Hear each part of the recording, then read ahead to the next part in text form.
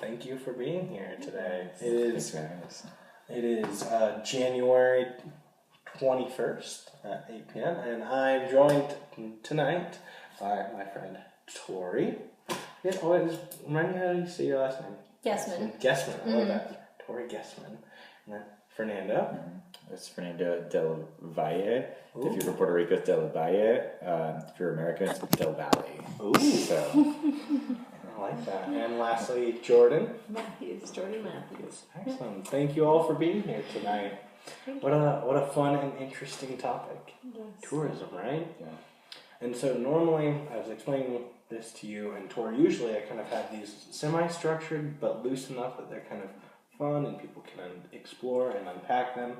And how we usually do it is just we go over the basics, tourism, define it, the practice of traveling recreationally, and I usually open the floor to anybody who just wants to delve right into it and just be like, man, I got so stoked on this, I'm so excited. And other times people are like, no, I'd rather just see, what do you have, Gabe, to say? And so I actually have a few things prepared here because, man, I had no idea how popular tourism was nowadays, but when I looked it up, there were so many genres of tourism. The list never ended, so I found a few that I really liked, a few places I thought were pretty interesting. So if you want, I can jump into that. Or if you had a topic or something you'd like to talk about, or experiences you'd like to share, or maybe something that pulled you, I'd love to allow y'all to do that. What are you thinking? You're welcome to start unless anybody else. I feel like you got it. You're eager. Since you haven't been here before, I always like to open the floor. Well, first off, and Tori, you can't see because you're kind of biased, but I wanted to see, where do you think some of the most popular tourist destinations are in the world? Just to get the mind going, like where do you think some of the most popular places for people to travel for recreation are? This one I wanted to start off with the brains. Scratching them. Maybe Italy? I would put Italy on there, maybe. Okay. Is it like in terms of like sheer numbers or like? That's a valid question. Let's go with people traveling internationally in numbers. So take a minute to reflect and try to come up with 5 each. Oh, 5. Okay. Or 6. If you're feeling a little gutsy. 2? Yeah. You just want us to call them out? Or? You can say whatever you like. What top 5 do you think? Oh my gosh, okay. Well, I'm going to say Italy. Should we get more specific into like cities? You can do whatever you want, Jordan. Cities. Paris. Probably like, I don't know, the Caribbean. Okay, that's fair. And it's 3. Probably, what's it called? You got this? Yeah. I like the dance motion though. I was like, supposed to know. Oh, Thailand. I think that's a popular one. And then, I don't know. Okay. Bali.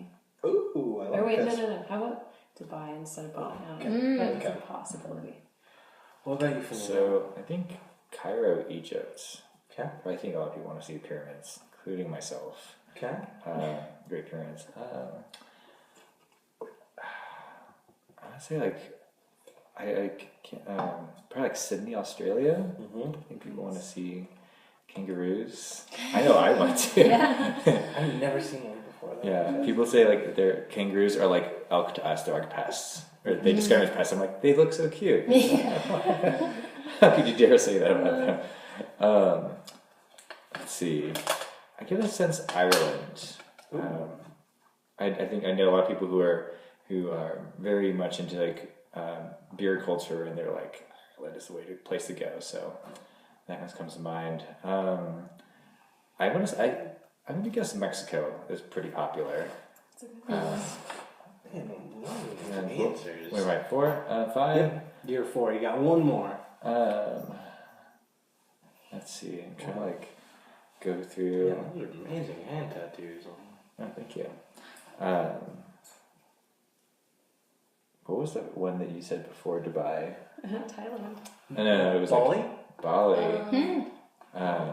I say Bali. At least I know a lot of yoga people. They're like, yoga retreat in Bali. Yeah.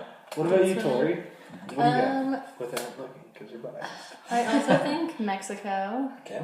and France Okay.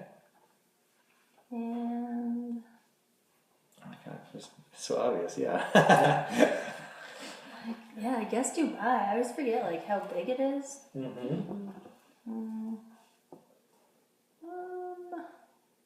know it's a tough one. Maybe Thailand. Maybe, okay. And I feel like just this is very non-specific, but like a national park, like the Grand Canyon or something in particular. Nice. I didn't even think about U.S. destinations. I really like that. So, I did just look up most visited destinations by international tourists. And according to good old-fashioned Wikipedia, credible source, according to 2017 numbers, the top 10 ranking destinations are number 10, Thailand. Nice. Number 9, Germany. Okay. Number 8, Turkey, which I was very surprised about. That's really cool. There must be some fascinating stuff going on in Turkey. 7, the United Kingdom. 6, Mexico. Yeah. Number 5, Italy. Nice. Number 4, China. Number 3, the United States. Number 2, Spain, which is very interesting. And number 1, and not surprising, France. Oh, cool. Interesting, right? The most popular tourist destinations by people. Like, fascinated with them. Surprised, like, Brazil's not in there. Like, there's like a few other places. I'm just surprised they're not on that list. The Turkey. What is going on in Turkey? That's so fascinating. I just wonder, does the U.S. dollar go really far there? Or maybe it's just really beautiful, or a lot of historical sites? I don't know. I don't know. They have cool instruments that come out of there. Did they create that one with the hand that makes the theremin, you know? Oh, that thing is cool. I don't know if that's Turkish or not. They make the saz. It's like a pear-shaped four-string guitar, or like guitar-like stringed instrument. So they sell on eBay for $150, so not too expensive. But yeah, they're a beautiful instrument. It has a very traditional Middle Eastern sound. So I don't know if that's like why people are going in droves there, but there's got to be something, right? Because it looks like, especially with Turkey, international tourist arrivals 2017, 37.6 million people went to Turkey for something. Yeah, what are we not knowing that the people know? But that was a really fun, just first little experiment. Thank you for delving into that. Some of the things I learned about while looking at different types of tourism were, I was more interested in like the weird ones, so mind me, but there were 3 that specifically stood out to me that I thought were really interesting and worth noting, because people go all over the world for recreation, but like, what are they trying to like do? Some 3 that caught my eye, which inform me if you've learned of them, but dark tourism, which is really fascinating. Dark tourism? Drug tourism and religious tourism. Because I studied like religion in my undergrad, so I just find it really interesting that people travel all over the world for religious reasons, faith reasons. Drug tourism is really fascinating. Top 5 drug tourism destinations were pretty interesting. Marijuana in the Netherlands, marijuana in Colorado, cocaine in Colombia, hashish in Morocco. It makes sense, you know? And lastly, number 1, and pretty awesome, ayahuasca in Peru. So my understanding of that was people who are venturing to other places to try drugs that would be otherwise criminalized and very difficult to source and find where they're at. So, I mean, we're in Colorado, so we don't even realize it, but yeah, people travel from all over the world just to come here to smoke a joint, get really high, and like eat some Cheetos, you know? And then other people go to Peru to do ayahuasca and these really powerful hallucinogens, usually with like shamans or trained individuals. The cocaine in Colombia one kind of caught me off guard. I feel like I thought that would be like a pop culture thing, but yeah, I guess apparently people go all the way there just for cocaine. Shocking, right? And then dark tourism. We might be wondering like what exactly that is. Dark tourism is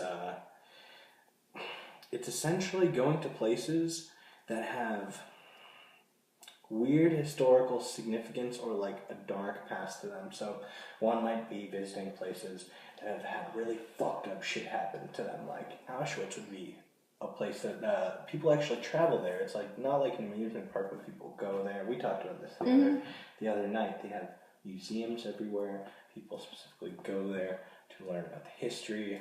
We actually talked about that one where you go in and you're given an ID card of one of the prisoners. When you actually start the museum, you go in and they give you a card, and throughout the whole exhibit, you use your card at each exhibit, and it shows you how well that prisoner did, and then it turns out at the end it was a real story of somebody. So a lot of people didn't survive, some people did, but that's an actual museum people travel to. Another one I thought was interesting were places like Hiroshima, Nagasaki in Japan, Chernobyl, you know? Which is probably not safe right now. Well, actually it is. They give you, it's actually a selling point for tourists. They give you a Geiger counter, which is to detect how dangerous it is. So as you're getting closer to the site, your little meter keeps going more and more and more, and so people are really fascinated with all sorts of stuff. But yeah, there's some dungeons too in some of these old like Christian and Catholic monasteries where they have like the skulls of the deceased, something out of like Game of Thrones, but like people pay money to like go and hang out with a bunch of dead bones and stuff. And I think it's really fascinating. I had no idea dark tourism was a thing, but it's not to be confused with like sex tourism, which is a whole other nutshell in and of itself.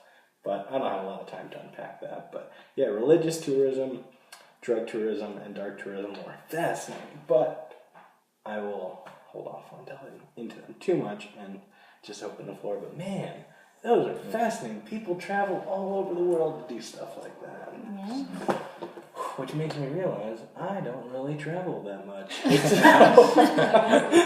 It's pretty funny to learn about this, but yeah, I'll just like open the floor because, yeah, something tells me like even going anywhere slightly near like highly irradiated sites is just a bad idea. Like you're still, even if it's not your little Geiger thing isn't off the charts, like any exposure can't be like that great for you. But I mean, I guess we're constantly being exposed to stuff around the world in general. yeah, but like this stuff.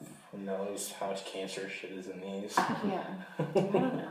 It's just interesting that people like will actually go out of their way to like visit those kinds of places. So Did you know that was a thing? Like Chernobyl and these other places? it makes sense. I guess I didn't realize there were such hotspots, or even like Hiroshima and Nagasaki. That's pretty intense. Mm-hmm. Yeah.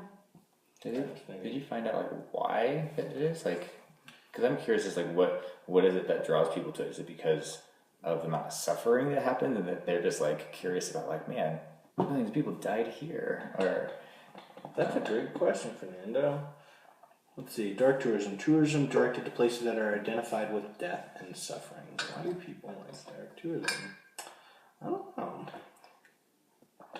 I took this class last semester that was called Environmental Interpretation, and so I had like a Parks and Rec minor. Well, I say it's Park Recreation and tourism, so I always drop the tourism part because I'm just like less interested in that. But we talked about like dark tourism and about like my professor went to all these like concentration camps and like Holocaust museums and things like that. And I guess some people just like want to know the history, like it's either like your ancestors, like if you feel like a need to like be informed of stuff that like happened, so as to like not, you know, pretend like it didn't happen or something. Yeah. But I don't know. But then there was also, it was kind of weird how like some people will like take pictures there and like not just like of the things, but like they'll pose in front of them, like smile, and it's kind of like I don't know if that's what we should be doing here, but I don't know. I guess it means different things to different people. Yeah, there looks to be a few articles on it, but for me, I mean, I guess I would imagine for people with money, it's a aspect of getting close to death without actually having to like deal with it. And like she was saying, you know, you can take a selfie of it and be like, cool, back in the van and we're safe. Which is kind of weird, right? Especially when you're saying like with the Chernobyl one, you are literally almost, you're risking your life trying to go to somewhere just to get like a photo op or like an experience of being like, look, flowers still exist. Let's get the hell out of there. So, no, it's a valid point, but I wish I had a better answer, you know? Yeah. Because clearly there must be a reason or an explanation because people are fascinated by it. I wonder if they get like a rush, you know, it's like maybe it's a different type of way they connect to it. So, you know, like some people like do skydiving because they get like the adrenaline rush. And I wonder if there's something about like you said, like maybe the connection, that they're getting closer to death, or maybe they're like, maybe it is a way for them to connect to history in a you know, really dark parts of history, but and maybe in their mind they're like, well, we're doing better now. So I don't know. I'm curious to look into that more. Did you know dark tourism was? I've never even heard of that until you really? said it. It's like, oh my gosh! I was wondering what the name was for it because I knew it was a thing, you know. Yeah, I've heard of, you know, with like the catacombs and stuff in like London and Paris, and just so I was thinking maybe along those lines. But I mean, it's probably similar, but yeah, I don't know. It's probably like akin to liking horror films and stuff because like I'm a huge horror fan, and so the idea of visiting catacombs is kind of cool. But then I never actually put a lot of thought into like, oh yeah, this is like a history of people's lives, and these are like individuals who, you know, have a whole lifetime of experiences, and then we're just kind of going to their grave sites to be like, oh my gosh, look at me, oh, there's catacombs, and Yeah, sure. I don't know. That's super interesting. Yeah, definitely requires, I think, a lot more research on my part. But just, I knew that if it existed, people would pay money for it. Like, oh, we'll pay money to go do that. And just once again, it just kind of made me bring it full circle. I was just like, wow, like I have not traveled around a lot, but clearly there's people who love this so much they try to do a whole bunch of different stuff. Like there's so many different types of tourism that it's like, what's your flavor? Because we got it, which is pretty interesting. But yeah, that was really all I had. And then with the religious tourism, it's pretty straightforward. It's people traveling to places of like sacred sites or really religious pilgrimages, and some of the cooler ones were just like places in Egypt or in India, and some of the, you know, the main ones like Dome of the Rock in Jerusalem or Mecca in Saudi Arabia. That one's fascinating. I'd love to go there. But yeah, those are pretty fascinating. I'd never want to travel to them for religious reasons, but more like just fascination, interest. But it kind of sucks because a lot of those places, depending on how religious-esque they are, you actually can't go to some of these sites unless you are of the participating religion. So that's like kind of limiting, right? Mecca in particular, you have to be of the Islamic faith and prove it before you land to actually visit it. Oh, wow. Yeah, it's really, but it's fascinating because everybody there is donned with these beautiful white garments, so everybody's of like the same like status, and oh man, it would just be a total mind fuck, I feel like. But then you look up the street and be like, wait, they have a McDonald's? What? What's going on here? Traveling and tourism, but yeah. What about y'all? What are your thoughts on tourism or experiences or lack thereof? Maybe like myself. No, it's okay. I think I just got a taste of tourism basically last year. I went to 3 or 4 different places, but kind of like segueing from a couple of things that you said, but you know, I like the symbol of sort of everybody wearing white garments and being like of equal status. Because what I was going to talk about was a little bit like about xenophobia, and like I went to Mexico, and I just went to Cabo San Lucas, and that was like extremely touristy. And my friend and I, we really valued like seeking authentic experiences. So we like walked 1.5 miles like into town to go to like this restaurant that all the locals really liked, and had like the most delicious chilaquiles. Is like one of my favorite Mexican dishes, and it's like fried tortillas with like sauce and everything. Is so good.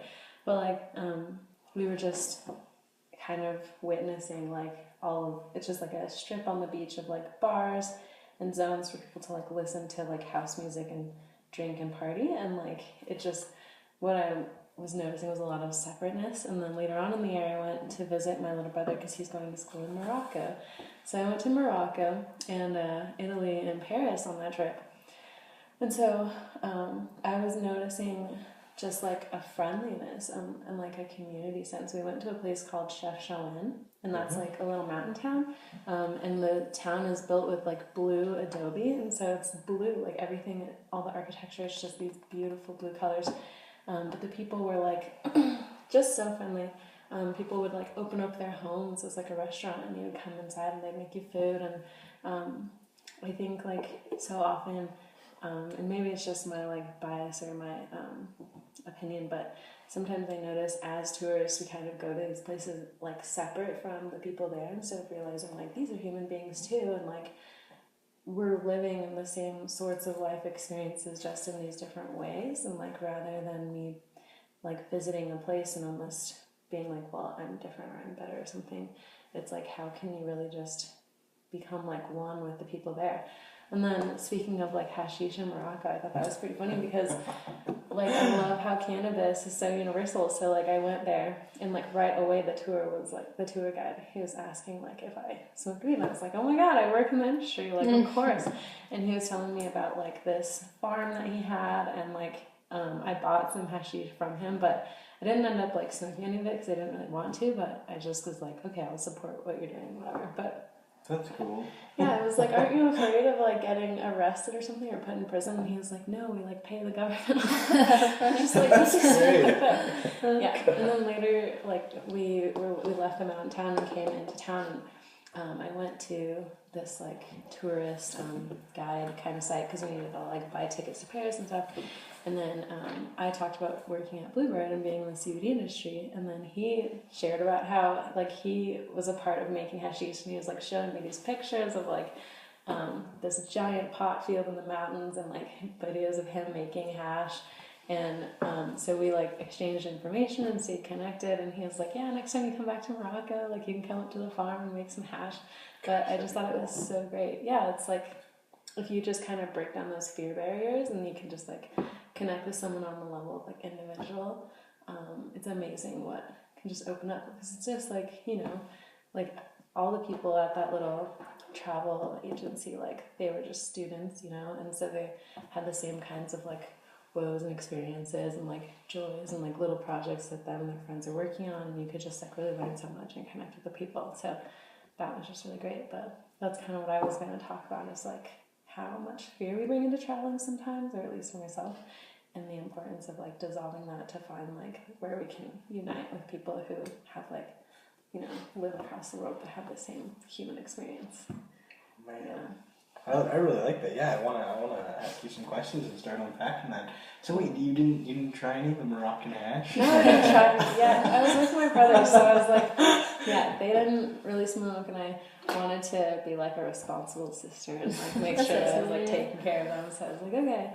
And I also, like, I could have done, it would have been like an old school, almost freebasing style, like heating up a like knife. the two knives. Exactly. I've never done that. I don't even know if that works. Yeah, I didn't. Yes, and I'll tell you a story about that. Well, I was gonna say, I feel like the only other option would have been like unroll like a cigarette and just do a nice little line of it, right, and stick it in, kind of like people do with shatter joints, kind of. That would have been a good idea.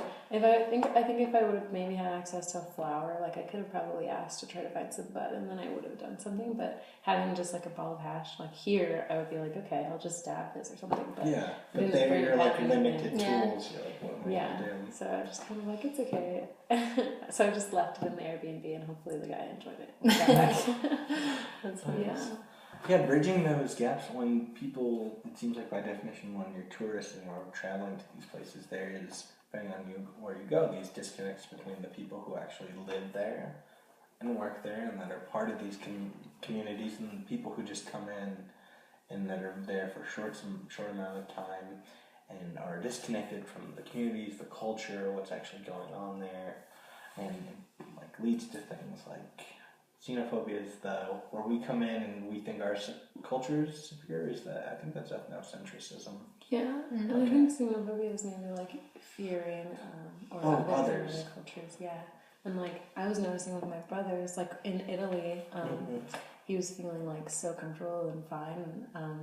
My brothers are Caucasian, and so like to me when I was in Italy, I kind of felt more uncomfortable. But then getting to Morocco, it was like people with like my skin color, and like I felt a lot of just trust, and like it was so easy to kind of connect with the vibes, and people were like slow paced and friendly. But my brothers had a lot of like fear and distrust, or at least my brother Jack did.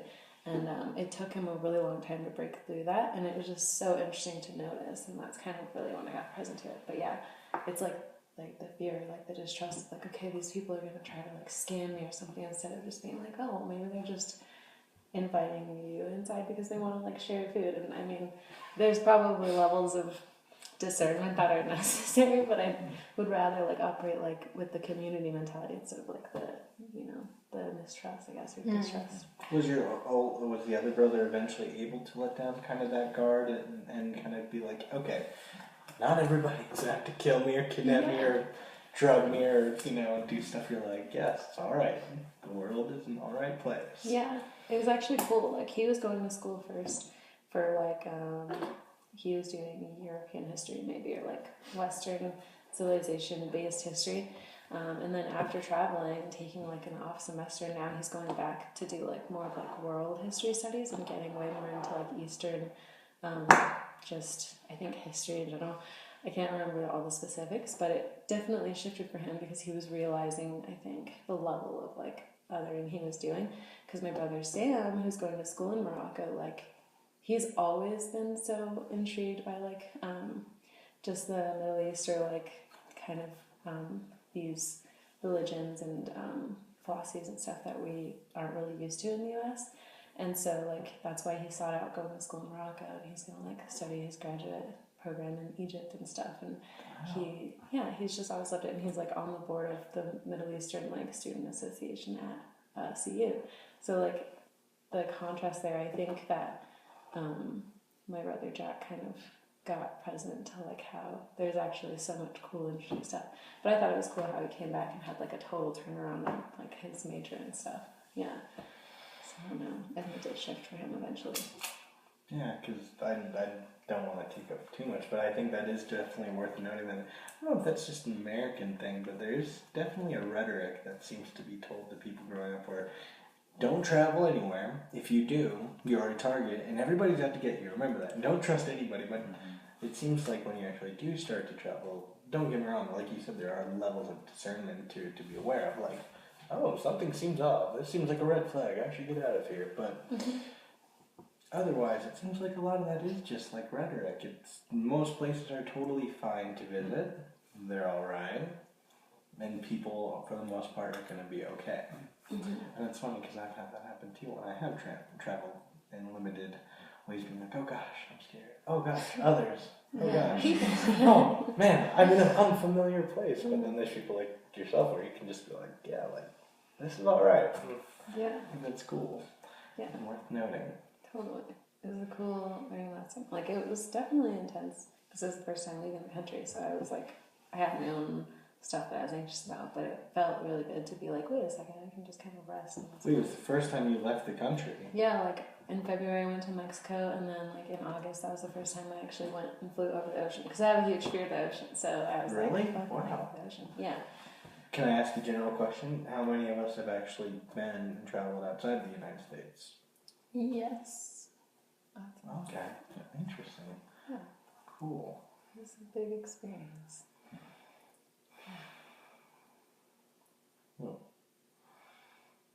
Morocco. I'm not gonna lie, my girlfriend and I wanted to go there, and I was initially a little terrified because I was like, oh man, that seems super intense and weird and scary. So I was totally in your brother's corner.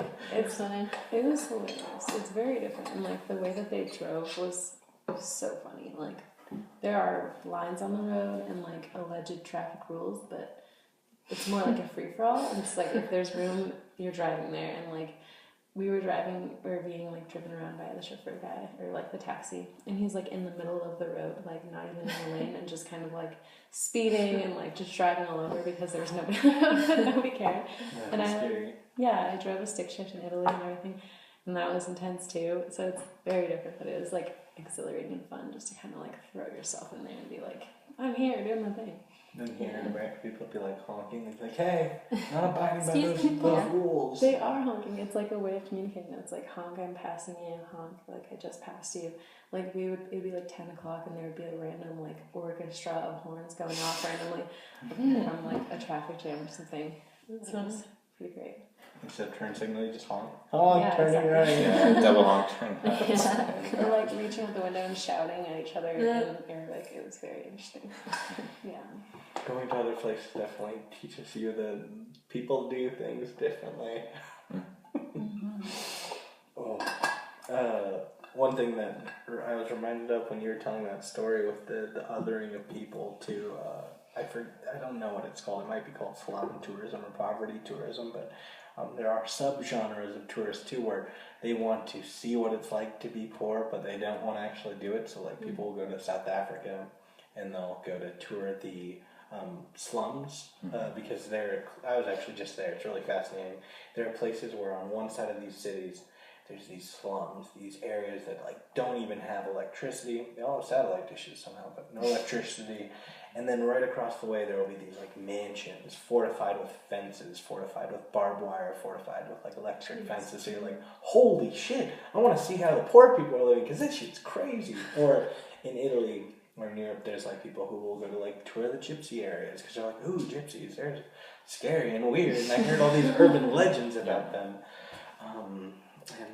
Yeah, there was one other place, but there's places where like they want to be with the other. They're like, oh, those people are different than us, but we're safe behind our glass. But they don't want to actually like help make things better. And I don't know. That's like a really weird brand of tourism where I just, I don't know.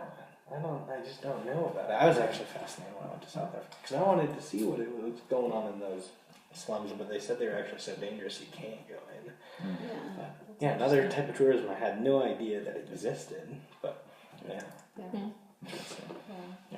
What about you, Fernando? Well, tourism? I can share. So, kind of going on some of the stuff that Jordan mentioned. I had two experiences of tourism. One was it was Christmas at least a couple years ago, where a friend of mine, his family's from Guadalajara in Mexico, which is about an hour and a half south of Mexico City. And my name's Fernando, but my Spanish is utter shit. So, so when I got to this airport, I had to like navigate, find the right bus, and get to the right bus to get to his place. Get to the bus stop, and that was a little bit nerve-wracking because I was like, I hope this is the right one. And that's when I learned I need to turn off roaming because I had in the 10 minutes I was using to like communicate to like make sure I was in the right place, I racked up like $100+ bill. But so going into Guadalajara as my first time in Mexico, I got to experience how incredibly friendly people are. Like there's the architecture, really unique houses. Like you'll have like this gate and then like an opening. People have like avocado trees, and then walk upstairs and just like very colorful buildings. Like some of them look run down on the outside, but they just had so much life to them, as far as like plant life. And the city, it feels like it's a city that never sleeps because there's like all night hours of the night there are people like parties and dogs barking, and it's like it feels like it never stops. So there's always this, like here you can go outside, it's quiet, and then you go out there and it's like there's constant like murmurs, but it wasn't like too distracting. Once I got used to it after a night, I was like, okay, this is baseline, this is normal. One of the nights, going around, we were going to Mexico City, and we didn't want to pay the bus because the bus was like a ridiculous fare. And my friend's like, "Oh, let's hitchhike." I'm like, "What the fuck? Like, can we do that?" So we found some guy who was just like standing by his car, and he's like, "This guy, let's talk to him." So we talked to him. He's like, "Yeah." He's like, "Are you? Can you give us a ride to Mexico City?" Like, "Yeah." I was like, "It'll just be like 20 pesos each," which was like at least 5 times less than what the bus was charging. So we're like, "Yeah," So we. And this guy just said he's just making money to go see his grandma in Mexico City. So he's just like, I guess it's common for people to help other individuals just traveling about when they have cars. And I was like, oh, this is so weird. Because I've never just like hitchhiked and be like, yeah, I'm fine. And just see, and when we would spend the evenings out in the city, we'd go out and like there's people having there's like I think we are drinking, and then like maybe like 1 or 2 in the morning there's someone had outside of a building, like a canopy, and inside the canopy there's like these two ladies who were just like frying quesadillas and frying all sorts of things, and then there's a bunch of drunk people in a circle, just like waiting to get food. And it was this thing they do like every day. They just like sit there and just make food for people, and it was just like, and it's super cheap. It was amazing food. I don't know if you ever had fried quesadillas, but that was pretty awesome. And I also got to try in a different part fried crickets, which insects, nice. I was hoping somebody was going to bring that up. I was like, I'm curious. I mean, like, I don't know. I've never eaten bugs voluntarily, so and so they like the way they season it. Is like, this is tasty incredible. They usually put it like hot sauce, and I even had it in like a burrito, cricket burrito. It was really great. I admittedly really liked it. Nice. I was like, maybe I'll just gross myself out and get like an antenna stuck in my tooth. I was like, no, like it's good. But it was one of those curiosities I had to try that. But so my experience in Guadalajara and these surrounding areas is people are just incredibly friendly and just willing to help out others and just very social. And then my experience going to Cancun a few years, like maybe a year or two after that, with a former partner, Cancun was just like totally the opposite, where the living was cheap in Guadalajara, and people were incredibly friendly. Cancun felt like this like tourist trap, where usually the people there, the natives were trying to rip people off. They're just like, oh, you're American, you're American, and they would charge anywhere from double to quadruple, like for tourist things or for travel, and if you weren't paying attention or just kind of like got sold into it, like you were getting ripped off left and right. And it just felt that's not my style of traveling. I like to just be in like be with, and what's it like to live in the city versus like I want to feel like I'm in America but somewhere else. And that's what Cancun felt like. It just felt like this weird little bubble where there's a bunch of Americans and probably other people traveling, and they're ritzy resorts. Even in the beaches, if you go to like they call this, I think it's the Hotel Zonas. There's like this peninsula. There's all these hotels with with really nice beaches, and if you're not part of the hotel, they will charge you to sit on any of the seats, in the beach, which is funny when there's like hundreds of like them unavailable, and then I go to sit in one. They're like, "Oh, do you have a wristband? Oh, that's going to be X amount of pesos." I'm like, it's a beach. Yeah, I'm like, yeah, like, but no one's in it. It's like, no, sorry, you're not part of the hotel. I'm like, okay, I'll just sit. I'm like, I'll sit on the ground then. But, like a peasant. Yeah, it just felt like tourism almost like kind of shifted people's mentality from like being very welcoming and like connecting to others to like, how much money can I make off of you? And that felt so strange after having that really awesome and beautiful experience in Guadalajara, and then seeing that, it's like, oh, I haven't experienced a lot of like tourist areas like that, but if that's what they're all like, I don't want to have that experience. I want to just feel what it's like to live in the life of a person in that region. So, yeah. Wow. Yeah, I was gonna say, I can't say I've ever had the experience of going to like an empty beach and wanting to sit down on the chair and like, oh no, that you gotta pay money for that. Yeah. But we're on a beach. Yeah. Nobody else is here. Yeah. So how long was the stay in Guadalajara? I was there for about 7 to 9 days. Oh wow. Yeah. Okay, so short duration. Yeah. trip. But we actually was right over Christmas, so I got to experience Christmas over there. Man, they throw down. It's like, how so? I forget what exactly they're celebrating, but I remember like we would just go to like different people's houses, and they would have they didn't have offerings, but they were making this like ponche. There's like a punch, it's like alcoholic punch, and they would just like serve it in cups, and they would also make food and just like share it with people. And so you would have the streets lined up with people just like sharing ponche, and like I said, I don't remember what exactly the holiday was, so it's like I'm remembering the little details, but they also had a lot of piñatas around, and so people were just like, you'd have kids and even adults, Michael and piñatas, but it was just like a very social event where people were just filling the streets and just like interacting with each other, and just inviting people into their homes and just like, hi, how are you? You know, and just like, oh, you're from America, welcome. And they're just so welcoming. And that's like not the experience you have here unless you know everyone on your street. Yeah, exactly. So, like even on a block party, people aren't going to be just inviting, you know, everyone into their house. They're still going to be like, oh, no, party on the block, but that's our house actually. yeah, it's like I like this part of the block, not Bob and Craig, you can come through. Yeah. The rest of these Craigslist randos. But yeah, the difference is like, yeah, I feel like there were so many homes of people I didn't know that I was like welcome to, complete random strangers. Some were either friends or didn't even know any of the people I was with, and they were just like feeding, like so happy to feed me, give me drink, and just have conversation. And for the people who could speak some English, it's like who we could converse more. For Spanish is like a little harder, but yeah, I just found that like just how there was like this guard of like protecting us was not existent like it is here, where you can't. It feels like we can all be living on the same street and like you can know none of your neighbors, and it just seems incredibly bizarre to have such an alienated experience from people who live literally 10 feet from your front door. And it's kind of sad that like these are the people who live next to us and live their lives too, and that separation we keep creating just makes it to where like when we need something, we call people who are like many miles away, and we can't just like have like a more localized support system.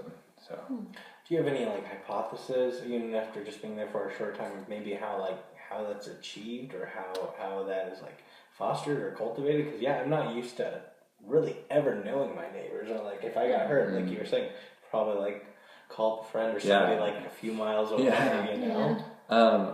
You know. So one thing that's I wonder if it's a wealth thing, and I say it because a lot of the areas we saw where like, people were just poor but very happy, and I don't know, poor is kind of a weird thing because they had everyone had food. I was told that organic food's bullshit because they're like everything's organic, but in America they just overcharge you for organic. Everything's grown organic in Mexico, and just. You know, if someone has an avocado tree or an orange tree, they'll come over and say, hey, like, if I don't give these away, they're going to go bad. And they give you, like, a fucking, like, 10-pound bag of oranges. And then they'll give more to their other neighbors. So it's like, I think there's, like, this, people are willing to share. And I think it's maybe tied into wealth where they just don't, maybe they're not attached to their belongings, or they just feel like maybe they crave more experiences with people versus, like, creating... value in like objects over people, but that's the only thing I can suspect because that was a common thing is that people they weren't like dressed super nice. They didn't have like Rolexes. It was just they didn't have the wristbands for the sitting on the beach. Those are the tourists. Oh man! But I suspect it's like maybe connected to wealth. It seems like for other places where it's like lower wealth areas, that people generally are banded together and having more communal approach to like living. But whenever there seems to be more money involved, that's when it's like you have gated fences and like there's like they're protecting their wealth. They're afraid people are going to take away from it. And so, yeah. So I suspect it's something to do with wealth, but I'm not too sure. Yeah. It's still a very interesting experience. I can't say I'm like really ever had something similar to that. Have you or you had something like that? I honestly think that like I feel like America, a lot of like Western countries have a like individualistic like ideology that runs like their entire culture essentially, whereas more like I don't know, like Asian countries are more like communitarian. So it's just like or like collectivist, I guess is the better word than that. But they're all just like everyone just like really looks out for one another. To the sense that, like, even, like, in the criminal justice system, like, everybody is regarded as, like, if that person, like, fucked up and, like, you're kind of responsible, too, because, like, that was your buddy, and, like, just, like, watch out for your people and just, like, take care of people and, set them on the right path again. But, like, in America, we don't do that. It's more, like, that person did that did that. Like, it's, like, individual blaming things. We don't think of, like, bigger pictures of, like, oh, no, like, they did the thing because of, like, all these other things happened, But it's just like a difference in cultures here, and like I don't think I've ever been to like a big fucking street-wide party like here. I don't think so. There's not like one street. This is like all over. So like every street. Yeah. And I feel like since you said that, I've been thinking of like so many other places that probably do that except us.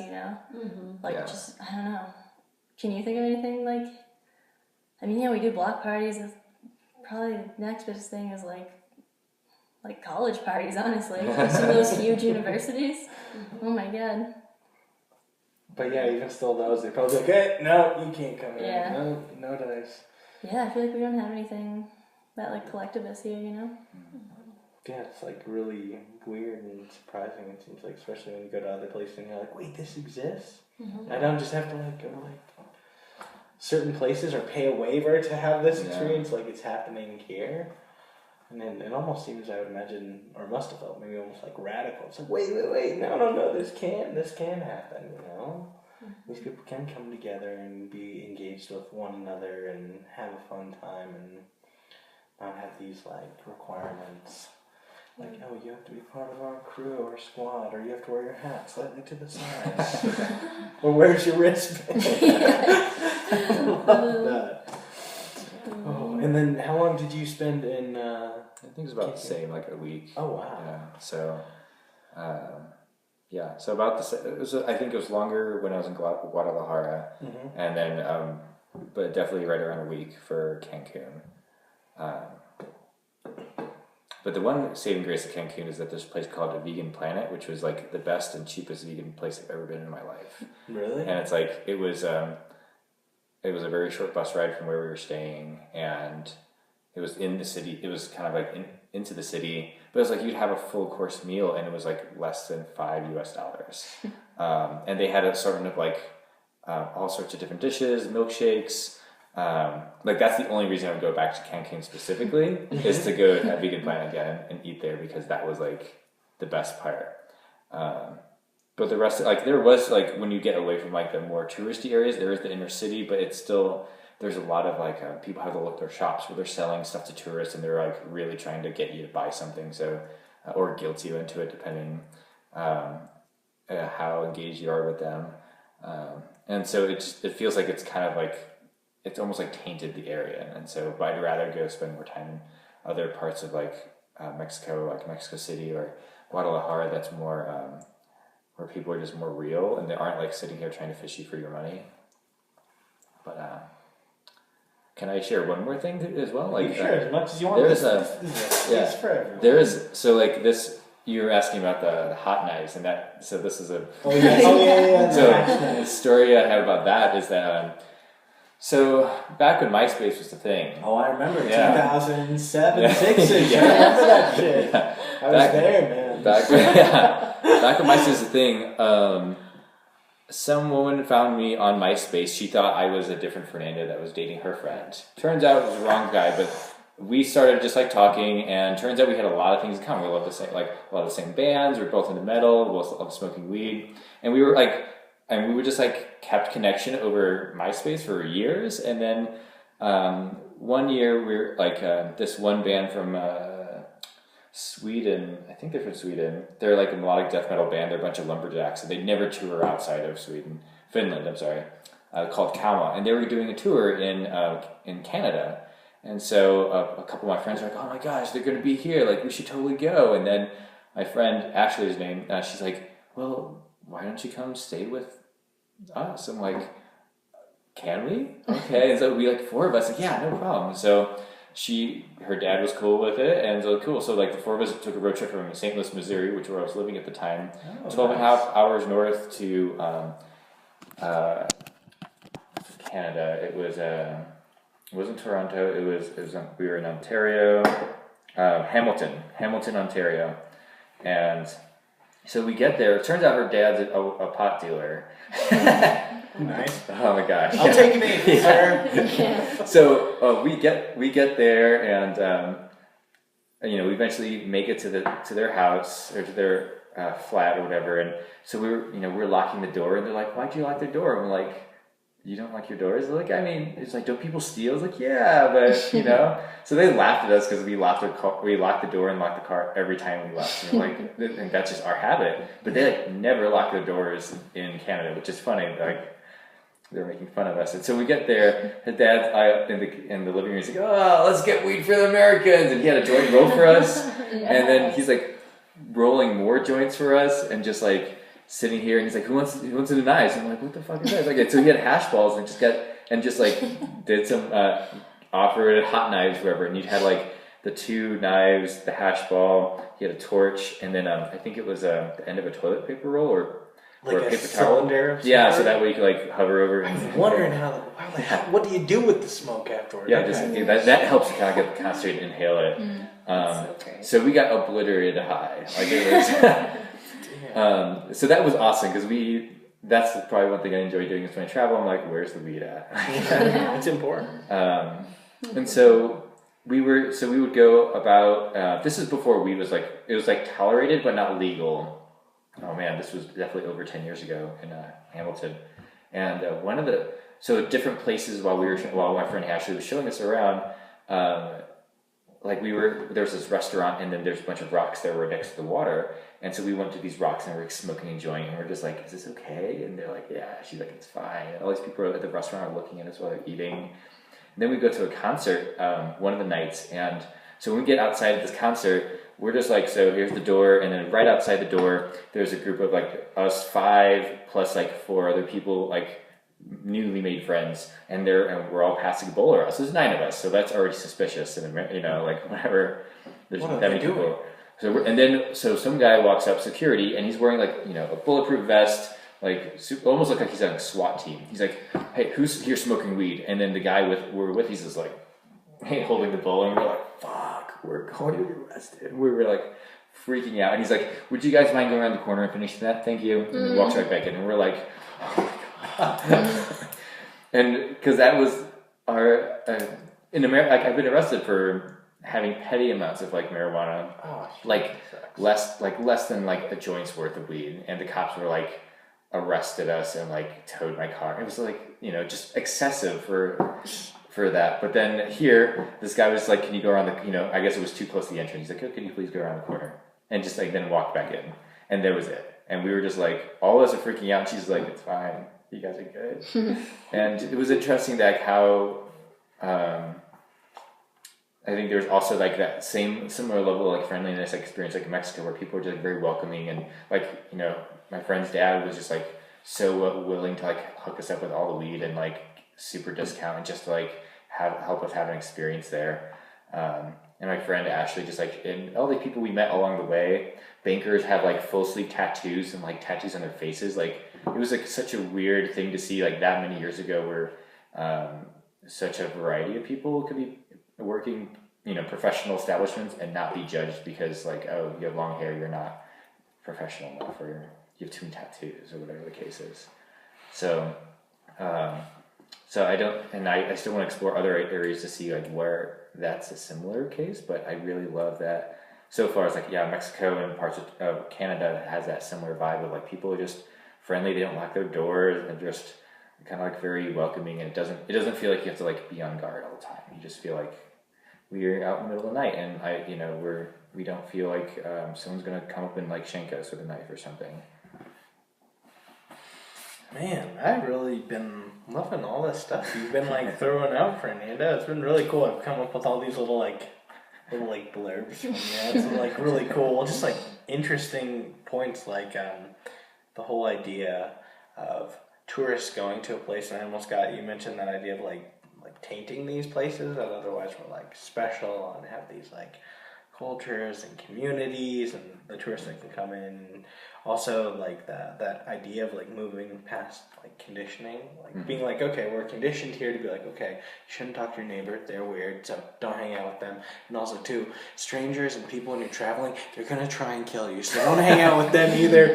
And then going to these places and realizing that that's just for the most part like a story, specific story that we're told here. I can't speak for elsewhere, but then you go to these places and you realize a lot of that's bullshit, and then you have these really genuine experiences, and you connect with people, you smoke some really good weed and do hash hits off the knife. Nice. You're like the first person I've met to do that. Like I wondered, I was trying to figure out the engineering behind it. I was like, this must be like a 3-person, setup, And it's 2, just actually torch, knives, and then the paper towel. So he was able to he had the torch between his legs, and then just like doing it, and then he's like, he's in right, come over here with me. And just,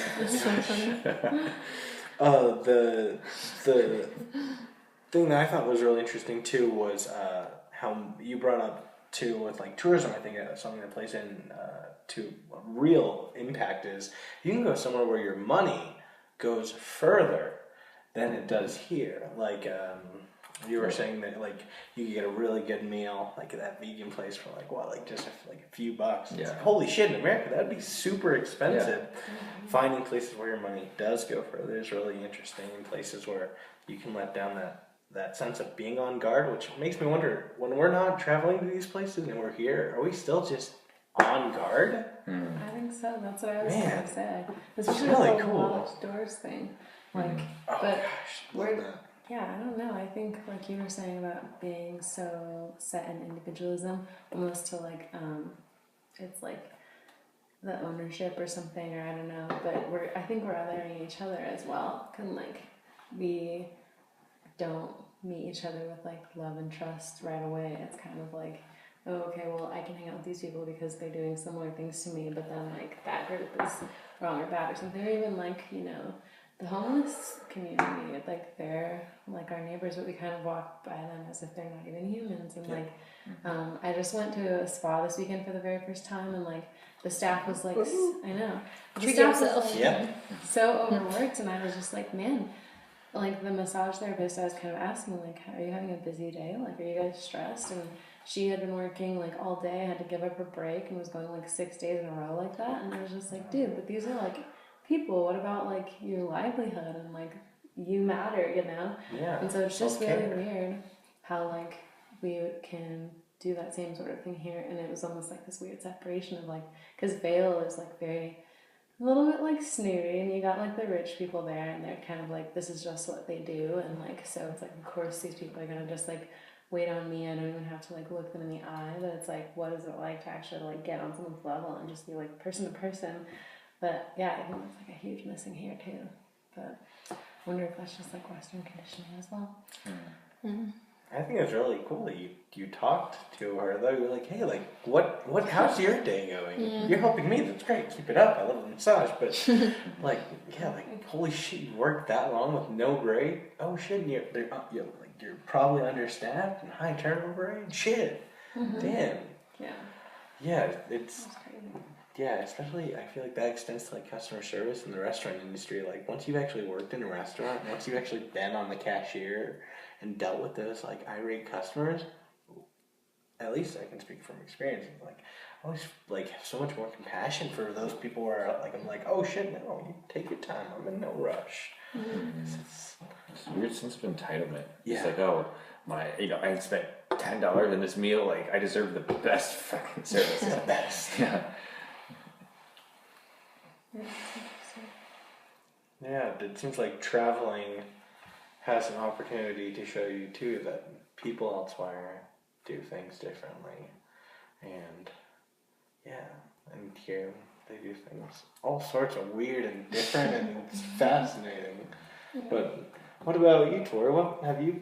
I forget. What places have you traveled to? Anywhere in particular? Like internationally, or Sure, or statewide. Any national parks? I've been to some nat parks. I did go to the Grand Canyon last year. That's really dope. Cool. There were a lot of people in the winter. Yeah, I would be it was- surprised. yeah, very crowded still, but it's still cool. But there is like an extent, it's like oversaturation where it's like, okay, this number of people like ruins my nature experience, Like, I think that's a thing that they've also been trying to counter with a lot of people who do visit national parks, especially now with like the lack of staffing.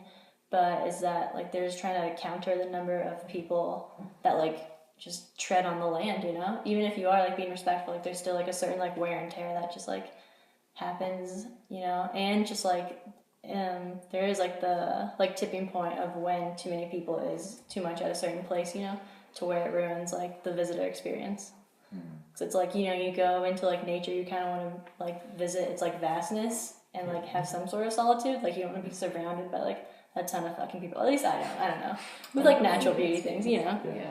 But yeah, I don't know. It seems like these special spots in nature, when enough people have found them, do they just become tourist destinations then? Like, like on like Instagram or social media where they're like, check out this beautiful lake. And then you're like, oh my God, like that lake is beautiful. Let's go check it out. And then you check about how it's been treated in the recent years where then everybody has gone to these special locations and trashed them. Like you were saying, they've like worn it down.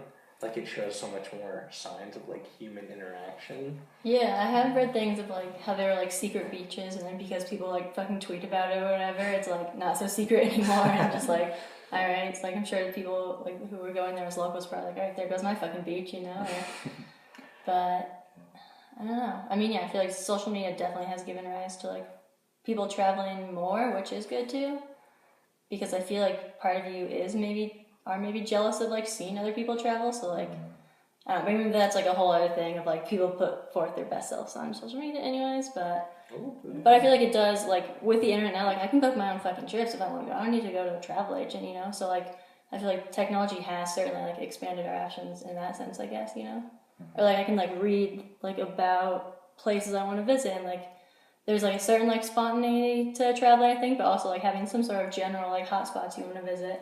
Like you can like research those and actually like have a general idea of where you want to go when you get to this place, And then you could like take an Uber or Lyft to wherever you're going just from your phone, do an Airbnb, bam. Yeah. Mm-hmm. It's kind of like pretty interesting. It gives more power to like the person who brought up like travel agencies back in the day, and that seems like that was the primary way for like people to go to places or be tourists was like through an intermediary. But like nowadays your intermediaries are right here. Where do you want to go? Yeah. If you have enough money, it's there. Yeah. Apparently you can go anywhere and check out other places. One of the places I thought was interesting in Latin America that is slum tourism, which I actually do find fascinating, is like there's these places in Brazil and they're called like the favelas. So it's kind of like South Africa. You'll have these like beautiful, huge, like crazy urban cities, and then like right in the corner tuck is like all the poor people. In the favelas specifically, they'll like raid them and do all these horrible things. They don't get infrastructure, but then they like do tourists like visit them and like take pictures of them, and yeah, so like really fascinating, right? Because she studied sociology, which she just graduated. Woo! Yeah, Tori with a bachelor's, right? Nice.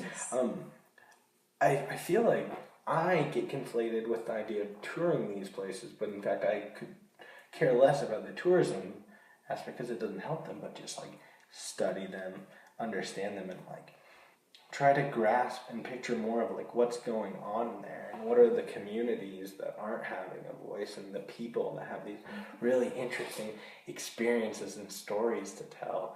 And a lot of the time we don't get that until we're actually like immersed there, like you were for like 7 to 9 days. We're like, wow, this is like really fucking cool. I have some time to actually be there. And I think with tourism there's that certain limitation, like being somewhere for less than a month. But man, how cool is it nowadays with the ability to travel that like, we're Americans, like we can go pretty much a lot of different places and be like, we're gonna be here for a few months. We're like, yeah, that's fine. I don't know, like I guess I'll just pose the question, would there be any places in the future that you'd want to go and stay for like a month or 2 months, or like just really get to know what was going on? Because it seems like you got to experience a lot just in 7 to 9 days. Imagine what a month or two would show you. Yeah, Australia's up for me. I want to see kangaroos. Really? Well, just the kangaroos? No, I mean, there's so much more. Or just learn about the invasive species too. No, nope. Am I the only one? Yeah. Which invasive species? I didn't want to steal your moment because I No, like no, Australia. no. But Australia, if I was ever going to be a comedian, I'd do a bit on invasive species, because Australia is one of the funniest places where when a country or a place has a problem, they usually try to solve it. Australia had an invasive species that was brought over way long ago. I think it was the cane toad or something. And so they're like, oh, we'll just bring in a natural predator, a snake. And so the snake came in, and the snake was like, we could care less about the cane toads, and just started killing all the indigenous birds. And they were like, okay, well, the snake has got to have a natural predator. So it led to them bringing in like 2 more invasive species. One was like feral cats and rabbits. So now Australia has so many invasive species that's one of the reasons why when you travel to other places, they're like, hey, you don't have any food or animals, right? Because we don't want that happening. I just think it's funny. But like, a lot of people don't say that about Australia, and I just think it's such a great comedic point. Yeah, that is hilarious. I didn't know that about them. Oh, But they also have frequently large spiders, which I'm not as stoked on. But you're not. no, not like spiders that are like. I'm trying to think what would be a good reference. Like larger than that clock. No. Yeah, man. I've seen videos of people like they see a bunch of like small spiders and then it's like this big one just drops like paws over. Oh my god, his heart just skipped, and it's like in someone's like basement. It's like Oh god. But anyway, Australia apparently is also a nice, great location for surfing. Oh, and I really want to do. I've been to Costa Rica a few times, and I got to try surfing. And surfing is something I understand why people become surf bums. I totally get it. I can relate to it. It's such like a freeing and wonderful experience, and I love the ocean. So I definitely would explore getting to do that a bit more. But also Australia is like close to New Zealand, and those two areas, they have very. I believe a lot of like Lord of the Rings was filmed in New Zealand. If I'm not We mistaken. talked about that yesterday. So that's like a big plus. It's like there's a lot of beautiful like nature out there, and I feel like is New Zealand also the place where there's like more sheep than people?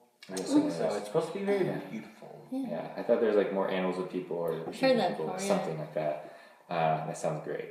And also on top of that, going back to the money thing, last I looked too, your dollar goes farther in Australia than here. So if you went down there, you could do more with less, which is really cool, right? Yeah. The fact that you could go somewhere with your money and it will actually get you further there when you do want to travel and actually have these experiences, you're more inclined to do so rather than going somewhere your dollar gets you less, so you end up spending more, which just sounds like bad planning on their part.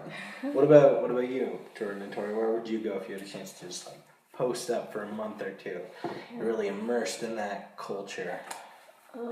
I'm actually gonna go to Paris for a month as long as I can figure out with Bluebird, and I've been talking about how to like cover all of the workload, but like I'll be doing that this year. But we went to Paris last year for 2 days, my brother and I, because we were like flying out, because like it was only $230 to fly home from Paris, which is cheaper than like going to like Oregon or something. Yeah, seriously. Yeah, so we were like, of course we're gonna go to Paris for 2 days, and then did an Airbnb. So like, you can definitely find a cheap place to do it. But like, I didn't think that like Paris would be a spot that I would love so much. But I was studying art history for a long time and getting super big into architecture, and so like going there and seeing the monuments, I was just like, this is fucking amazing. And we only had 2 days to like cram a bunch of stuff in, so like going there and just kind of like seeing the Louvre, which is like a huge art museum, and kind of like spending time to be with like the music and like the art, and it's actually like such a quiet city too, which was surprising to me, because usually I don't really like cities because they're so like hectic. But being there, like people aren't really driving, there's like lots of bikes and scooters and walking their dogs, and like it was actually pretty nice. But then just seeing like the French countryside and stuff, I usually like chasing like mountains and like going out and doing all the fun stuff, and like snowboarding and stuff like that. And so usually I'm seeking like mountain spots to go do stuff, and not really drawn to like human structures. But yeah, Paris actually, it struck me. I was just getting present to like how much like work and like how immaculate those structures are. And it's just like people were like carving things into stone and like constructing these massive things over the course of like several, even like 100 years, you know. And I just think that's fucking awesome. Yeah, so Great place. yeah. So it lived up to the hype? I think so, but I didn't have very high expectations, and I've heard people getting like a, you know, sort of form of like depression of thinking Paris is going to be this like amazing romantic place, and then they're like, fuck, this is super disappointing. But to go there and like kind of like, man, Paris, whatever, I think I was really like blown away, because I've never seen anything like that in the US. And we have some fun buildings here, but like just the scale of everything was unlike anything I've ever experienced. So, Wow. yeah, it was cool. I like that. Did the tour guide in South Africa, when we were there, they had she had a saying for tourists is when you go to places, something that helps is having low expectations, high hopes. And so you're like, okay, cool. If something happens, it's great. But if not, it's all good. And then you win, you're like, holy shit, this is awesome. Yeah. Yeah. Exactly. Oh, I love that. I love that. What about you? What about you, Tori? I think for a month I'd want to go to like New Zealand, or I know this is very like general, but like Europe, you know, hit like a few major countries along the way. Get that Euro rail. Yeah, and spend like at least 4 or 5 days in each country. You can do that in a month. Yeah. That'd be really fun, especially because we don't have that many. We do have railways here, but nothing like they do there. Yeah. Which is surprising, right? It'd be so cool to travel by train, I feel like. Yeah, and like cheaply too, you know? Train. Yeah, exactly. I think in America we do have trains, but they're surprisingly expensive and not that efficient. Oh, very So like it'll take you much longer to get somewhere and cost you more than just flying there and getting it done in a fraction of the time, which is pretty interesting. Yeah. Yeah, tourism. It's really interesting. This whole topic has been really fun to unpack and learn about and talk about. I feel like I've learned so much that I had no idea was really there. And I feel like there's still like a lot to it that I just have really no idea about, which is really cool, you know? Like, there's so much to see and so much to do, and what a cooler time to do it now, too, while we can. I mean, not now, because the government's shut down, so it'd be really shitty trying to get, like, through that security.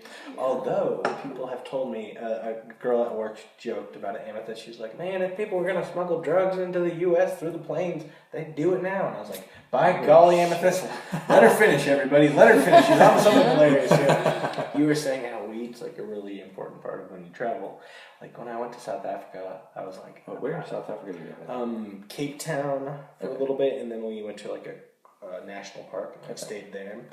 Pretty much did like the most stereotypical tourist thing you can think of. Like, saw the safari animals, they were amazing, but we were at a lodge that's in the middle of like a dry park, owned by a bunch of rich people. But I was like, whoa, this is cool. And then Cape Town with the poor people on one part of the town, rich people on the rest, with huge walls and electric fences.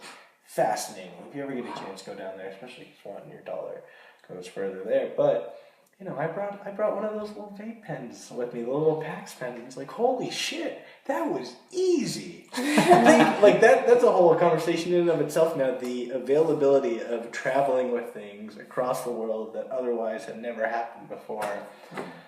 Really cool. I'm quite a fan of it. That's pretty awesome. Yeah. And especially, you can be pretty discreet with like dab pens and stuff and the vape pens. So, yeah, it's kind of It's shocking. a jewel. Yeah. Jewel, bro. Yeah, I have a friend who would just be so bold. He never did this internationally, but just in the States. He would put literally 3 ounces vacuum sealed just through PSA in his bag, and they wouldn't, he'd never. I'm just like, are you kidding me? Yeah, I would freak out. It's like you're facing, really serious charges if you get caught. I don't know. The only reason why I could see them justifying that is because if you look at it in the sense of security theater, where it's only there to give you the illusion that you're safe. They have again and again just said, we're not looking for drugs. We are looking for weapons. And then government agencies have tested them and been like, hey, we're going to try and get weapons through.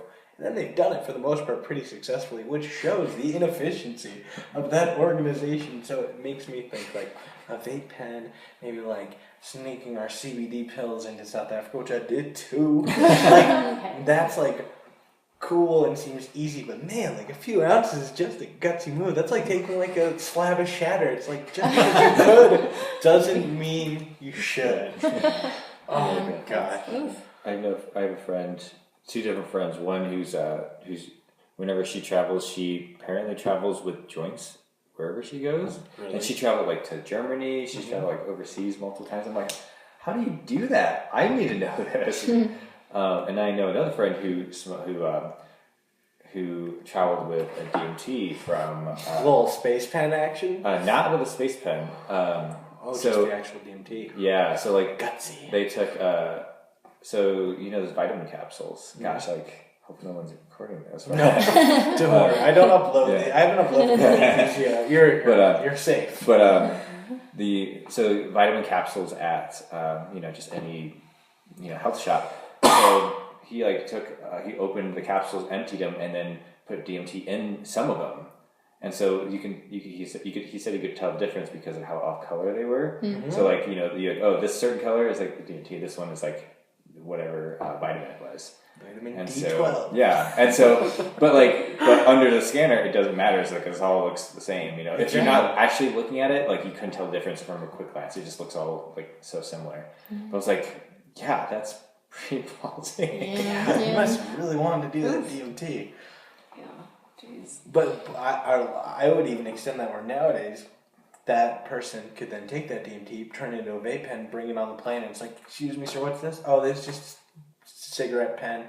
Smell it. Got a weird smell to it, but it smells like watermelon. I don't know, checks out. It's like that. Oh yeah, wow, just fascinating time to smuggle drugs internationally.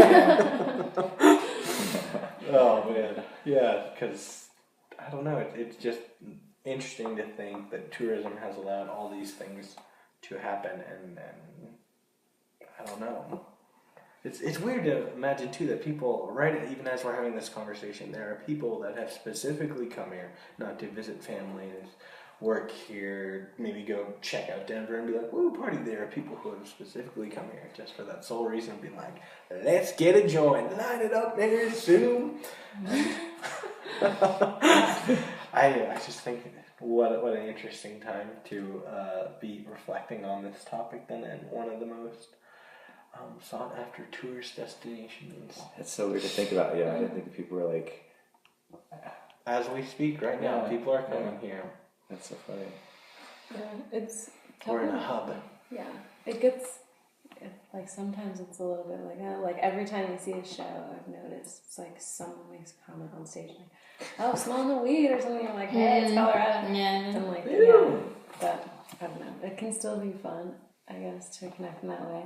And I think we get a lot of customers calling in too, and like sometimes frustrated customers are like, "You guys need to get your like heads out of your bongs and like get your work done and stuff," like making just sort of derogatory like comments, because it's like, what are you, everybody just stoned all the time? It's like, yeah, but still. Hey, That's hurtful. I did that during my 15-minute break, but I'm back. Yeah. I don't know. You're just mad because you're not high. I understand. Yeah. Yeah, but oh man, it's so funny. It's really interesting because it just makes me think more of like the stories that are going on just around us. You know, like I said, even while we're having this conversation, tourism is alive.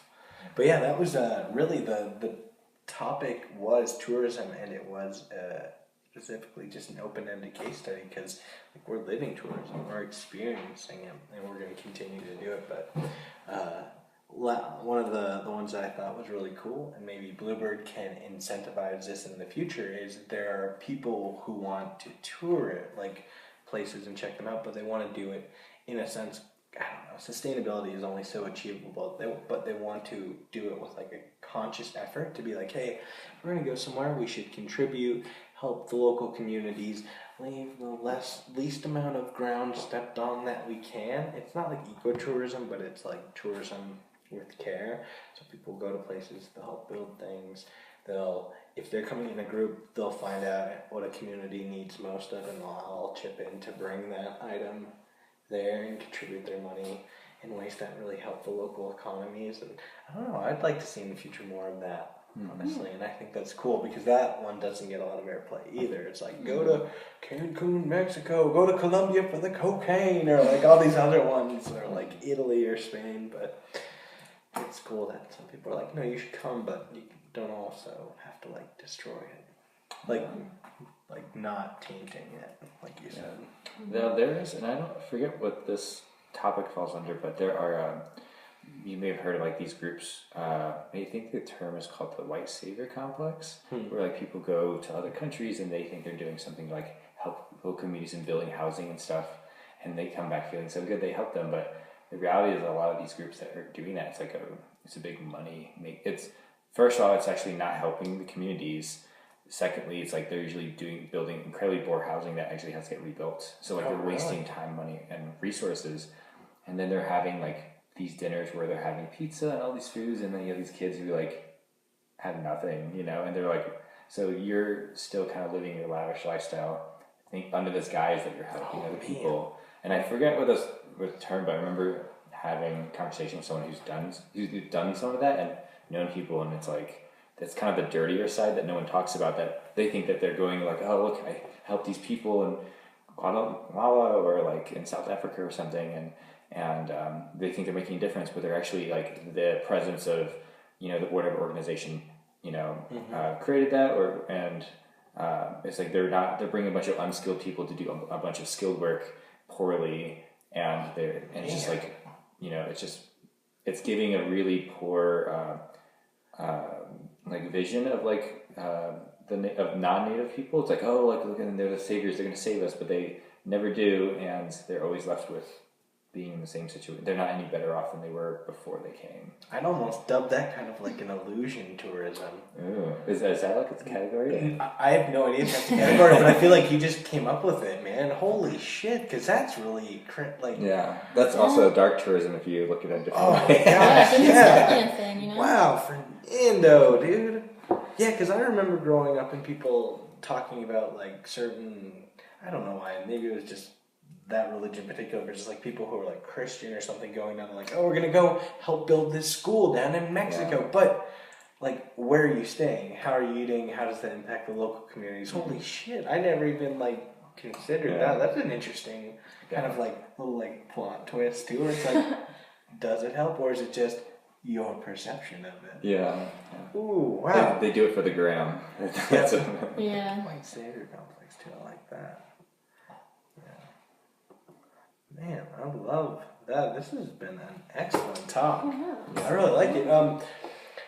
As always, usually these talks, it seems like 10, 15 minutes will pass, and the next thing you know, like an hour and a half has passed. And it's like, holy shit, I love this, which is why me and Allie and everybody, it's not surprising for these to push past 2 hours. But I told you, everyone, an hour and a half, and we do have work tomorrow. So, if it's all right with you, I'd like to approach the final stages of the podcast, and there are some fun ones before we conclude, which is usually these talks bring up a lot of emotions, a lot of thoughts, a lot of experiences. It's like, oh my gosh, give me more. And so I never like to just cut people off.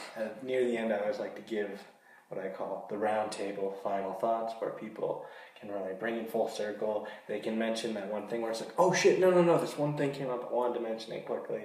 I usually do the bluebird route, which is just like appreciations, super easy, but it's all right with you. I'd love to move to that stage. Final thoughts? Final thoughts? Appreciation? Yeah, appreciations. Shoutouts? Ooh, shoutouts. Hashtag tourism consciously. Illusion tourism. Oh man. Get it trending. With this topic in particular, I really thought it was just so interesting, and I didn't know how I was going to approach it. And last minute, I found these really interesting genres of tourism that I had learned about in while studying religion or understanding different types of philosophies. And I always wondered what the names were for these, and I finally found them. So it was nice to be looking under the telescope and be like, oh shit, there's a name for this thing? Dark tourism? I was always wondering, there had to be a name for it. That was really fun to learn about and be able to share with others. And it was probably one of the more interesting podcasts I've done. And so thank you all for being here, and especially being first timers. This is always great when it's people who have never come here before and never been in this space or part of this conversation. And so just going with the old school bluebird approach, which is thank you all for being here. I appreciate you for coming and sharing with me your thoughts and experiences and your ideas on the topic. Seriously, it's pretty cool. And that's really all I got. Oh, but I appreciate the topic too.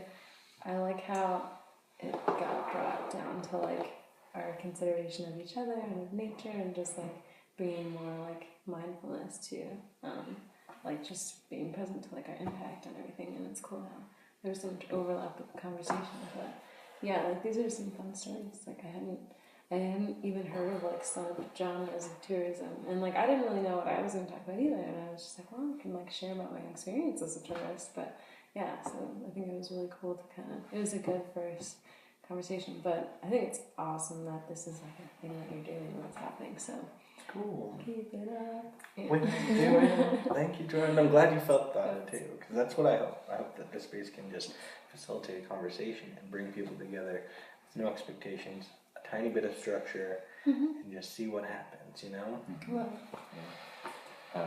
I also came in with like very low like knowing. I was like, I'll talk about that time in Cancun, and then it's like, oh my god, there's like I forget some of like when you brought the hot nights, like oh my god, I fully forgot about that event and all these other little stories that didn't come until we talked about different things, and it made me I like feel like I want to be walking away with this like just more mindfulness of how when I go to places as a tourist, like how am I impacting the environment, other people, like and depending on if I'm going to more remote areas, like what's my contribution versus what am I taking, what am I taking from the place I want to be contributing, leaving, so it's not like I'm making poorly made architectural buildings or something like that. But I do appreciate having this, the platform to have this be like a discussion, and this is really cool. And just a broader perspective tourism. I didn't know about the genres, and now I'm curious to look into like dark tourism and like in these aspects. And I never thought about it. I just kind of like been a tourist, but never like thought about like what's it like to actually be a tourist, and like understand all of the ramifications and implications of it. And I think that's pretty. I think we just all think a lot of we just do it to explore, but then we never consider all these other things that come as a byproduct of it. I think it's good for us. We just might be, like you said, bring mindfulness into it. So I think that's a great element. So yeah, thank you. Of course, thank you, Jordan and Fernando, for coming. Seriously. Yeah, I really appreciate it. It's been fun. I like that you do this. I think it's cool that you like have a topic and like actually do a little bit of research before. I like the little icebreaker of the countries one, the population. That was interesting. I don't know. I just want to know if Turkey. It's a curveball over there. It must be the musical instruments, right? Yeah. Or the food. Yeah. Yeah, this is really great though. It's cool hearing like different people's perspectives, because there are things like when you think of tourism that you just like wouldn't have thought about, that like obviously exist, but yeah, I don't know. Definitely like need to travel more if anything, but it's always the goal, right? Cool. Yeah, I'm glad you came, and usually I start off with like a questionnaire, some sort of like creative little game thing. I learned it from like this panelist at the Conference of World Affairs, where whenever he'd go up, the first thing he would do, instead of talking at the people in the audience or like going off on some prepared speech or being like, he would like kind of gauge the audience and usually ask a question or do some sort of exercise or get people involved. And I was like, man, I like that. And so I'm glad you liked it too. Thank you for being a part of it tonight too and coming and checking it out. It was really fun. All right. Well, with that, it is almost that time, but there's one last item on the agenda. This one I always think is really fun because since we had this talk and our brains are all charged and probably have a lot of different still thoughts and ideas in our head, I always like to let the next topic for discussion be chosen by the people who are actually here. So I usually take a 3-minute brainstorming session, which, if you'll humor me, goes like such. I program my little timer on this thing for 3 minutes. Hold on, stop watch, perfect. And within that 3 minutes, you can say anything that comes to mind, mention something you're passionate about, maybe shout out an idea where you're like, man, people should talk about this.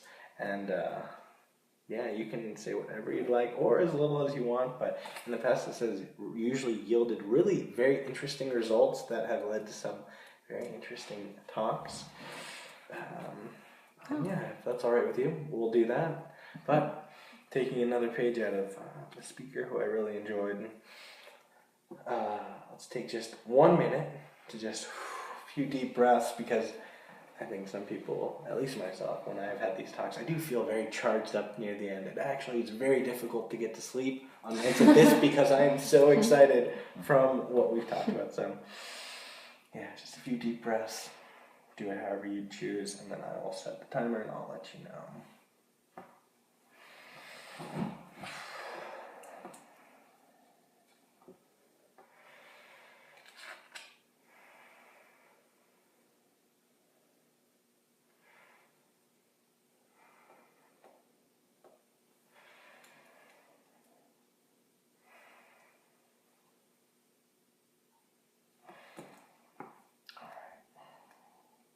3 minutes on the clock. Yeah, and go. Boom. One that comes to mind, I'd love to talk about electric fences. What the hell are those things? If you go to electric fences, let's go to razor wire fences. Who decided that was a good idea? Fences How do you and figure that out? barriers and boundaries in general. We could just broaden it out a little bit. Yeah. Yeah, I like boundaries. And like the psyche, like what's the mentality behind having, the mental thought behind having electric fences, razor wire, boundaries. Is it protection of self, wealth, or Keep people out or keep people in. You mentioned othering. I really like that. Ooh, and you dubbed it this time, Fernando, but illusion tourism. Man, that one deserves the whole thing in and of itself. We mentioned tourism, but I'd love to expand later and talk about traveling. That'd be fun. Oh, impacts of social media and travel. I'd be curious, like benefits, negative sides of it. Yeah. You mentioned communities, people. I always think that one's really fascinating and worth unpacking, as well as gatherings. Who's got the best gatherings in the world? Yeah. Love that.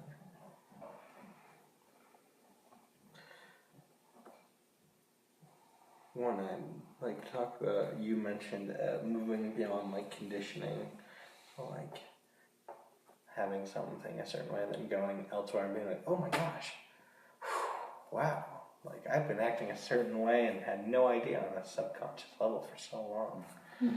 Ooh, just right off the bat, one you used to talk about, which I thought was really fun, sit spots, right? Ooh, man, I like that's that one.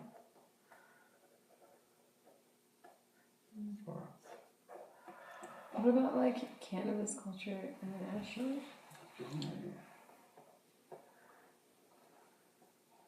Like the hashish. Yeah, like I'm sure hashish there is similar to like, joints or vape pens here or something like that. Like maybe Turkey's got really good hashish. Right? Yeah. There's definitely.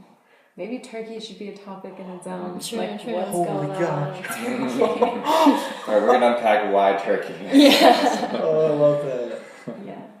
It seemed like everyone was pretty genuinely interested in dark tourism, so I'd love to do a little subsection on that again.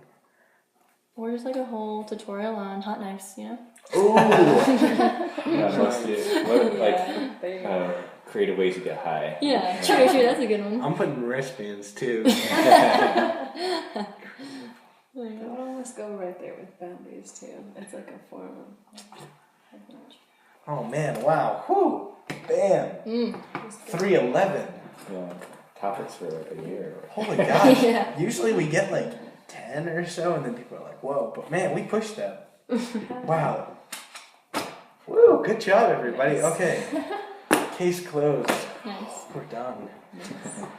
Oh man, yeah, thank you so much. This was really fun. This was a very interesting and intriguing and especially engaging episode 12. Yeah. Thank you very much. If you did have a fun time, we usually do this pretty much same time, 8 to 9:30, because people have schedules and work and life and they like sleep, and I respect all these things. Do it twice a month on Mondays here, 8 p.m. And like I said, we decide the topic beforehand. 3 to 4 people, I think, is like the genuine, sweet aspect of this conversation setting, but we do have, you'll notice 6 chairs, and so yeah, sometimes we have between 2 to 3 to 6 people here, so I invite you to come back if you had fun. I'd love for you to come back and talk about more stuff with me, and so yeah, thank you for coming in tonight. It's been really fun. Thank you. Thanks for having us and hosting. Yeah, it was cool very place. nice meeting you too, Fernando. And it was cool getting like some time to actually like sit and talk with you, because we don't normally get to do that at work because you're like on the phone or like in between breaks and stuff. Are you in different departments? So I'm in the lab in the back end production, but I'm transferring to an HR role, so I'm more like floating around and running around, and so yeah, Jordan's usually on the phone and I'll run by and wave, but haven't had the chance to actually sit down and talk to you, so this is a great opportunity to do so. Yeah, I'm super excited about what you're doing too. Like, I'm gonna be hosting my own like gatherings just like once a month, but kind of like getting people together to talk about what's just alive. But I think theme discussions is so cool. But coming here and seeing the way that you do things is really fun, because I think so many times, not to like take up more time, but it's like it's almost like an authoritarian kind of structure where you have like one person who's like the leader and then everybody kind of follows suit. But I love the idea of like everyone having their sort of time to like lead the conversation, and then there's like a little bit of structure, but mainly it's just like, how's this flowing? And then that kind of empowers everyone to have a voice, and like that's the kind of discussions I think that need to be taking place. So it's been really sweet to participate. I'm excited to come back, especially if we're hitting some of these good topics. And like I'd love to get into religion stuff too. That's just like that would be fun. Yeah, I love like talking about religion and mythology. This is my old school notebook of all the notes that I compiled from it. So wait, the talk that you'd be wanting to do, like your gathering, so they'd be like once a month, and like what were your kind of thoughts on it? Or is it in like the brainstorming phase? Like you're like you got the idea? Yeah, it's in formulation right now. Cool. But I think it'll develop over the next couple months. But yeah, just like I noticed a need for myself to be building community, and so I was just like, well, what do I value? And it's like conversations that are like transformation based, where like what we're talking about, we're like grounding in reality, and we can walk away from the conversation like with something we can now put to practice in our lives or whatever. And that could be built from just shared experience of each other, like this is what revelation I had this week, and like how does that apply to like the concept of like, I don't know, living compassionately or something. Like I'm all about themes and I kind of like structure, but I'm trying to also keep it a little loosey-goosey, so because not everybody wants to meet that like level of structure. But yeah, just kind of like having more spaces where we're coming together and talking about like creation and like celebration and like growth and thriving, instead of like, you know, worrying and like sort of being gloomy and stuff, but like getting more in that place of like connection, and like even though we're all in different places, we can find so much overlap. So that's kind of like the goal. And it's gonna be called the Tree of Life. Is like I've gotten that far. I like that. Yeah, we had like a little brainstorming session. Fernando and then my other partner Andrew and then a friend Aaron. We kind of all talked to my sister so far as a part of it. So like we're building it up, but we'll do like, I thought it would be cool as well to maybe like we could all go in on like an Airbnb or something, or like depending on the group we could like take something together and get like kind of weird and have like productive conversation in that context. Who knows? Like I think it's possible, but I was just thinking that'd be fun. I love that. That's a great starting point. Yeah, we'll see where it goes. Super We'll definitely cool. Keep me posted. It sounds like a great starting point. I love your idea behind it. Size wise, is it like, because like I said, with this space, because it's limited, I like to make sure that the conversation is intimate and that people have the space. And with 6 people, it's tough because I do have to do a little bit more controlling and facilitating, where I'm like, okay, cool, Tori, your thoughts. Oh, that's great. I love that. Okay, and Craig, your thoughts. And I always like to make sure everybody has their own space. So, like, would you be trying to do like small, big, who knows? I thought about it. I was thinking if we all kind of made a circle and like all sat in a circle, it would be like creating the context first of like everybody gets to be heard and have a voice, and like if you want to speak you can, if you don't you don't, and then it wouldn't necessarily be timed, maybe taking place over a couple of hours or something, just really giving everyone the space to like share and breathe, and like maybe having, I wouldn't mind being like a little bit of a facilitator to make sure like, is everybody being heard, is everybody kind of saying what they need to, but also if you just want to be there to like listen, then that's okay too. But I haven't, like honestly, if it's a ton of people, then like almost like the more the merrier. 'Cause That's then- where I'm at. It's like yeah. cool, challenge accepted. Exactly, and like especially if we have a setting where we can like be like, okay, the group discussion is over. Maybe it's like, oh, I really liked what you were talking about or something, and then we could like pair off and then put our heads together, and then maybe projects can grow from that too. And so I don't know. This sounds like a really fascinating idea. Keep me posted on it. It sounds really interesting. Yeah. And yeah, when you bring people together and there's this like kind of experience or like whatever it is that you're engaging in, it's really cool and special. And I found that this space really brings that out. And so yeah, far out. And I love it. The name of stuff. Yeah. It's pretty interesting. So It's gonna be cool. We'll see how it develops. But yeah, like hearing that you were doing this, I was like, oh my god, I have to know what that's like. But I really love even the idea of recording it and podcasting. That's cool too. But yeah. cool. Well, yeah, keep me posted on it. Sounds really fascinating. Yeah. Yeah. Awesome. Well, I think we're gonna wobble on too. all right, sounds Yeah, good. it's I'll, nice meeting you guys. nice meeting you. I'll walk you Yeah. all on out, and then I'll shut her down and roll out. Oh man. Oh.